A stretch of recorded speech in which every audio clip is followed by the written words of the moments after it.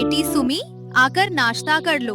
तुम्हारी पसंद की मैंने आलू की सब्जी बनाई है और रोटी भी बनाई है। मेरी भूख नहीं है अभी। कुछ नहीं खाने से तुम बीमार पड़ जाओगी। एक काम करो, कम से कम एक रोटी तो खा लो। आपको बोल रहा हूँ ना, मैं नहीं खाऊंगा। मेरी बात आपको समझ में नहीं आ रही है क्या? क्या हुआ? सुबह सुबह तुम लोग इतना चिल्ला क्यों रहे हो? बेटा, तुमने अभी तक नाश्ता नहीं किया। पिताजी, मुझे अच्छा नहीं लग रहा है। अच्छा नहीं लग रहा मतलब? तुम्हारी तबीयत ठीक नहीं है क्या? ऐसे ही पिताजी, मुझे कुछ अच्छा नहीं लग रहा है। खाने का मन नहीं कर रहा है। ठीक है, मैं अपने कमरे में जा रहा हूँ। प्रिया, मेरी समझ में कुछ नहीं आ रहा है। ये लड़की मेरे साथ ऐसा क्यों कर रही है? मुझसे ढंग से बात तक नहीं कर रही है। आप उस पर गुस्सा मत होइए। उसने इतनी कम उम्र में अपनी मम्मी को खोया है, इसलिए हम लोगों को उसका मन समझना चाहिए। लेकिन तुम तो उसको बहुत प्यार करते हो। लेकिन तुम्हारे साथ ऐसा व्यवहार वो क्यों करती है? देखो, सुमी की मम्मी को गुजरे अभी कुछ ही दिन हुए हैं। शायद इसीलिए वो मुझे अभी माँ के हिसाब से या एक बड़े की तरह मान नहीं रही है और ऐसा बर्ताव कर रही है। खैर, तुम इन सब बातों की चिंता छोड़ो और पहले खाना खा लो। वो अभी बच्ची ही तो है। मुझे यकीन है जब थोड़ी बड़ी होगी तो सब समझ जाएगी और मुझे मान भी लेगी। आखिर मानने के लिए और कितने महीने चाहिए? देखते देखते तो 6 महीने हो चुके हैं। चाहे जितना भी वक्त लगे, मैं इंतजार करूंगा। आप फिक्र ना करें, आप खाना खा लें। आपको काम पर भी तो जाना है, आपको देर हो जाएगी। माँ, आप देख रही हैं पिताजी को? वो पहले जैसे बिल्कुल नहीं रहे। उन्हें तो जैसे मेरा ख्याल ही नहीं आता। दिन रात बस उसी नए आदमी की फिक्र है। मेरे लिए तो उनके पास जरा भी वक्त नहीं है। मुझे ये सब बिल्कुल बर्दाश्त नहीं हो रहा। सुमी, जरा देखो, मैं तुम्हारे लिए क्या लाया हूँ। तुम्हारे पिताजी ने मुझे बताया कि तुम्हें ये फूल कितने पसंद हैं। वो ये भी कह रहे थे कि तुम्हारी माँ को भी ये फूल बहुत प्यारे थे। बस इसीलिए मैं तुम्हारे लिए इन फूलों की ये खूबसूरत सी माला बनाकर लाया हूँ। मेरी माँ को क्या पसंद था और क्या नहीं, ये सोचने का हक तुम्हें किसने दिया? अपने काम से काम रखो और आइंदा मेरे घर में घुसने से पहले इजाजत लेना सीखो। अभी जाओ यहाँ से, मुझे तुम्हारी मौजूदगी बर्दाश्त नहीं हो रही है। उसकी बातें सुनकर प्रिया का दिल भर आता है। वो फूलों की माला बिस्तर पर छोड़ती है और नम आंखों से कमरे से बाहर चली जाती है। वो इधर फूलों की माला लेकर आया था, मुझे प्यार दिखाने के लिए। मैं पागल थोड़ी ना हूँ। माँ की जगह इस घर में कोई नहीं ले सकता जब तक मैं यहाँ हूँ। भाभी जी, रामू भैया कहाँ हैं? आपके भैया तो खेत पर हैं, अभी लौटे नहीं। आपको उनसे कुछ जरूरी काम था क्या? अरे नहीं, रामू भैया से कोई काम नहीं था। मैं तो बस यूं ही पूछ रहा था। खैर, ये बताओ, सुमित कहाँ है? आजकल दिखाई नहीं देता। घर से निकलना बंद कर दिया क्या? पहले तो सारा दिन इधर उधर घूमता फिरता रहता था। कमरे में होगा, पता नहीं क्यों, पर उसे आजकल अकेले अकेले रहना ही अच्छा लगता है। भाभी, आप मेरी बात का बुरा मत मानिएगा। वो लड़की है ही थोड़ी ना समझ। और देखिए, माँ की जगह लेना दुनिया का सबसे मुश्किल काम है। आप तो फिर भी कोशिश कर रही हैं। उसे इस नए रिश्ते को दिल से अपनाने में थोड़ा वक्त तो लगेगा ही। हाँ दीदी, और कर भी क्या सकते हैं। मैं भी बस इंतजार कर रहा हूँ। भाभी, भैया ने सुमित की जिम्मेदारी आपको दी है। अब उसे संभालना और मनाना सब आपके ही हाथ में है। ये मुश्किल है, पर थोड़ा सब्र कीजिए। वक्त के साथ सब ठीक हो जाता है। भाभी, बुरा मत मानिएगा, पर सुमित को जरा अच्छे से देखिए। उसे सही गलत बताने वाला कोई चाहिए, नहीं तो इस उम्र में बच्चे बदमाश ही बनते हैं। ठीक है भाभी, मैं अभी चलता हूँ।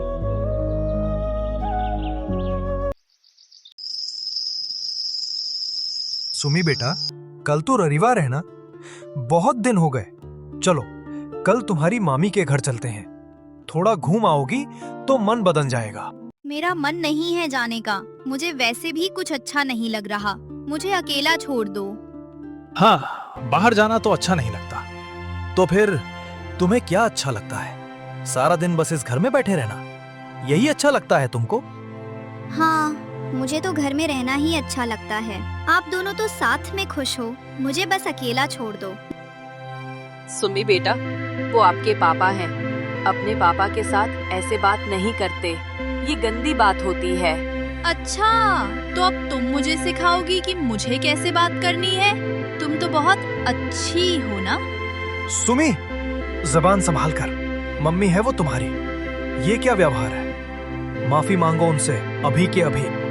मैंने कुछ गलत नहीं कहा है और मैं कोई माफी नहीं मांगूंगी। बस मेरा यहाँ दम घुटता है, मुझे अकेला छोड़ दो।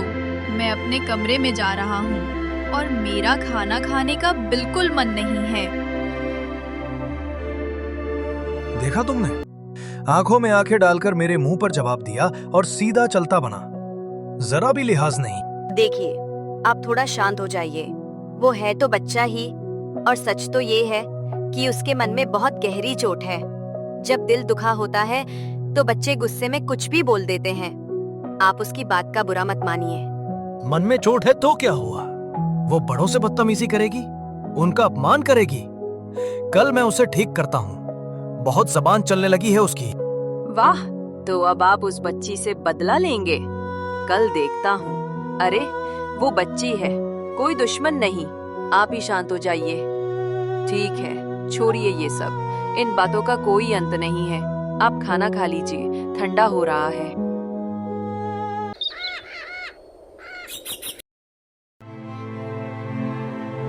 अरे ये क्या? आपको तो बहुत तेज बुखार है। देखिए, आज मेरी बात मान लीजिए। आज काम पर मत जाइए, घर पर ही आराम कीजिए। बुखार तो है, पर आज खेत पर जाना ही पड़ेगा। आज सिंचाई का आखिरी दिन है, आज का दिन टाल नहीं सकता। मैं आपको किसी भी हाल में अभी खेत पर नहीं जाने दूंगी। आपको बहुत बुखार है, आप आराम से लेटिए। मैं डॉक्टर साहब को फोन कर रही हूँ, वो आकर देख लेंगे।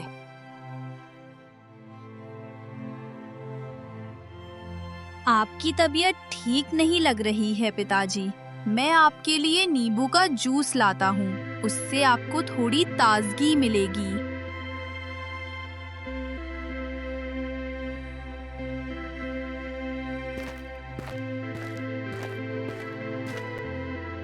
देखिए, आप चिंता मत कीजिए, ये बुखार 8-10 दिन लेता ही है। बस ठीक से आराम करने दीजिए, ये अपने आप ठीक हो जाएगा। डॉक्टर जी, पर ये कुछ खा ही नहीं रहा है। देखिए, आप चिंता मत कीजिए, बुखार में अक्सर भूख मर जाती है। खाने के लिए जोर जबरदस्ती बिल्कुल मत कीजिए। बस थोड़ी थोड़ी देर में या नींबू पानी देते रहिए, मगर बिना शुगर के।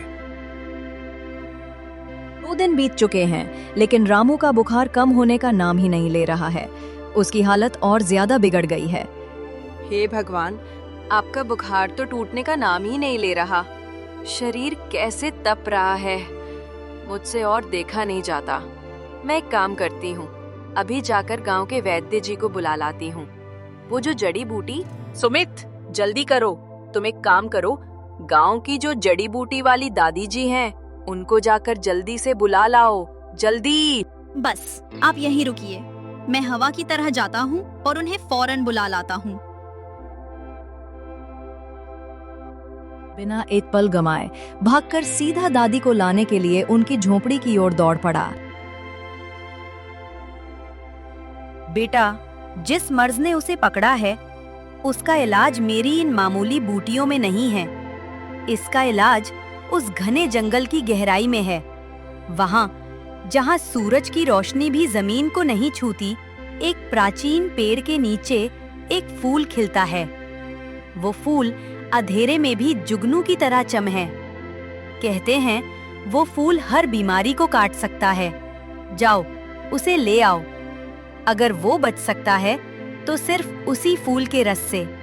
दादी जी, शाम गिरने वाली है। आप एक काम कीजिए, आप सुमित को लेकर आज मेरे घर पर रह जाइए। उसकी चिंता मत कीजिए, मैं जंगल जा रहा हूँ और मैं उस फूल को लेकर ही लौटूंगा। बेटा, मैं जा रही हूँ, पापा का ख्याल रखना, और अगर मैं लौटकर वापस ना आ सकूं तो तुम पापा का पूरा ख्याल रखना, ठीक है? नहीं, मेरी बात सुनिए। मैं एक बात भी नहीं मानूंगा। इतनी रात को अकेले जंगल में जाना ठीक नहीं है। मुझे आपकी फिक्र हो रही है। दादी जी तो घर पर ही है, लेकिन मैं आपको अकेले नहीं जाने दे सकता। मैं भी आपके साथ चलूंगा। लेकिन बेटा, एक बार फिर से सोच लो। तुम जानते भी हो वो कितना घना और खतरनाक जंगल है। हाँ, मैंने बहुत अच्छे से सोच समझकर ही ये फैसला लिया है। चलिए, अब और देर मत कीजिए।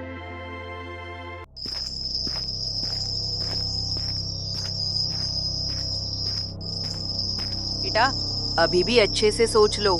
जंगल के अंदर घुसने के बाद हम लोग रास्ता भी खो सकते हैं। मैंने सोच लिया है और मैं आपको इस घने जंगल में अकेला बिल्कुल नहीं जाने दूंगा। मैं भी आपके साथ चलूंगा। अब और देर मत कीजिए, चलिए। और फिर वो दोनों धीरे धीरे उस घने जंगल की तरफ जाने लगते हैं। हाँ, मुझे दादी की बात बिल्कुल साफ याद है। उन्होंने कहा था कि नदी पुल के उस पार एक बहुत बड़ा पेड़ है। हमारी मंजिल वही है। उसी पेड़ के नीचे वो चमत्कारी फूल के पौधे हैं। हमें बस उस पेड़ को ढूंढना है और वहाँ से एक फूल तोड़कर ले आना है। जंगल इतना विशाल है, आपको पक्का यकीन है कि हम उसे ढूंढ पाएंगे? हमें बस अपनी नजरें तेज रखनी है। दादी ने कहा था कि उस पेड़ के नीचे जमाना की पुकार है, जो जुगनुओं की तरह चमकते हैं। इस घने अंधेरे में वही चमक हमें रास्ता दिखाएगी। जब मैं तुम्हारी उम्र का था, तब मेरा जीवन भी बहुत कठिनाइयों से भरा था। लेकिन क्यों? क्या हुआ था आपका साथ? मेरी सौतेली माँ मुझे कभी पसंद नहीं करती थी। मैं सारा दिन घर रगड़ता रहता, उनके सारे काम करता, लेकिन उनकी नफरत कम नहीं होती थी। और खाना, वो लोग मजे से अच्छा खाते थे और मुझे बस बची खुची सूखी रोटियां ही मिलती थी। कभी कभी तो वो भी नहीं। क्या आपकी भी सौतेली माँ थी? हाँ, पिताजी भी उससे डरते थे, कभी मुंह खोलकर कुछ नहीं कहते थे। मैं बिल्कुल अकेला था, बस दादी का सहारा था।